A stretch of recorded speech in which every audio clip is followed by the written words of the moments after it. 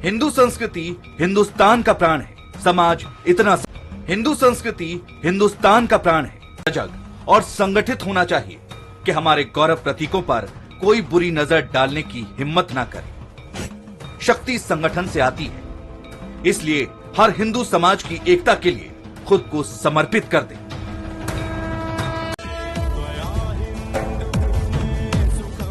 साल 1919 प्रथम विश्व युद्ध जीतने के बाद ब्रिटेन ने ऑटमन साम्राज्य को बांटकर मुसलमानों के सबसे बड़े धार्मिक नेता यानी खलीफा को सत्ता से हटा दिया।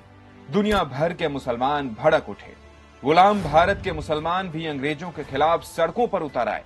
इसे खिलाफत आंदोलन कहा गया। उन दिनों देश में पहले से ही जलियांवाला बाग हत्याकांड और रॉलेट एक्ट का विरोध चल रहा था। गांधी जी ने इसे सही मौका समझा और मुसलमानों के खिलाफत आंदोलन के साथ हो लिए। गांधी ने कहा, जिस तरह हिंदुओं के लिए गाय पूज्य है, उसी तरह मुसलमानों के लिए खलीफा है। एक साल बाद अगस्त 1921 केरल के मालाबार में मुसलमानों और हिंदू जमींदारों के बीच दंगा भड़का, जिसमें करीब 2337 लोग मारे गए। डॉक्टर भीमराव अंबेडकर ने इस दंगे पर सवाल उठाते हुए खिलाफत आंदोलन पर गांधी को घेरा। अंबेडकर अपनी किताब थॉट्स ऑन पाकिस्तान में लिखते हैं, इस विद्रोह का मकसद ब्रिटिश राज को खत्म कर इस्लाम राज की स्थापना करना था। तब जबरन धर्म परिवर्तन कराए गए, मंदिर ढहाए गए, महिलाओं के साथ बलात्कार हुए। क्या गांधी की हिंदू मुस्लिम एकता कायम करने की यही कोशिश है? आखिर इससे क्या मिला? इसके 2 साल बाद यानी 1923 में हिंदू मुस्लिम हिंसा की आग हेडगेवार के अपने शहर नागपुर पहुंची, जहां सांप्रदायिक दंगे हुए और कलेक्टर ने हिंदुओं की झांकियों पर रोक लगा दी।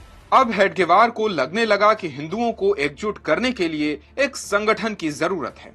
27 सितंबर 1925 को नागपुर में विजयदशमी के दिन हेडगेवार ने 5 लोगों के साथ अपने घर में बैठक की और कहा, आज से हम संघ शुरू कर रहे हैं।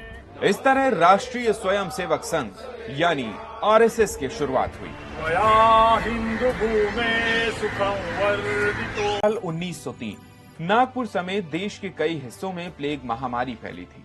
इसकी चपेट में हेडगेवार के माता पिता भी आ गए और एक ही दिन उनकी मौत हो गई। तब 6 भाई बहनों में 5वें नंबर पर रहे हेडगेवार महज 14 साल के थे। उनके बड़े भाई महादेव पहलवानी के शौकीन थे। वे अपने साथ हेडगेवार को हर दिन शिवराम गुरु अखाड़े में लेकर जाते थे। सीनियर जर्नलिस्ट विजय त्रिवेदी अपनी किताब संघम शरणम गच्छामि में लिखते हैं, बीएस मुंजे ने हेडगेवार को अपने घर बुलाकर केवल 15 साल की उम्र में बम बनाने की ट्रेनिंग दी और फिर उन्हें स्वतंत्रता आंदोलन से जोड़ दिया। पीएस खानखोजे बांधव समाज नाम से एक संगठन चला रहे थे, जिसमें 2 विंग थे, एक सबके लिए और दूसरा गोपनीय। हेडगेवार गोपनीय विंग के सदस्य थे और अंग्रेजों से लड़ने के लिए हथियार जुटाते थे। बांधव समाज की वंदे मातरम मुहिम के चलते हेडगेवार को उनके स्कूल ने बर्खास्त कर दिया। उन दिनों कलकत्ता क्रांतिकारियों का गढ़ था। यहाँ हेडगेवार अनुशीलन समिति से जुड़ गए। अरविंद घोष और विपिन चंद्र पाल जैसे क्रांतिकारी भी इसके सदस्य थे।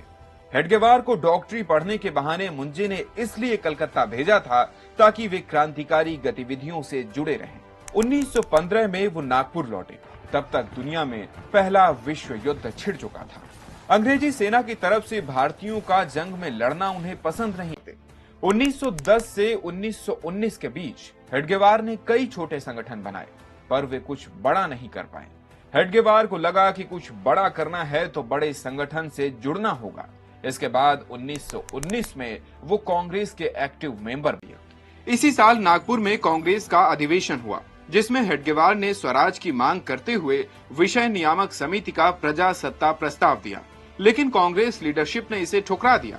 इस वजह से हेडगेवार काफी निराश हुए। एक साल बाद 1921 में अंग्रेजों के खिलाफ भाषण देने की वजह से हेडगेवार को 9 महीने जेल में रहना पड़ा।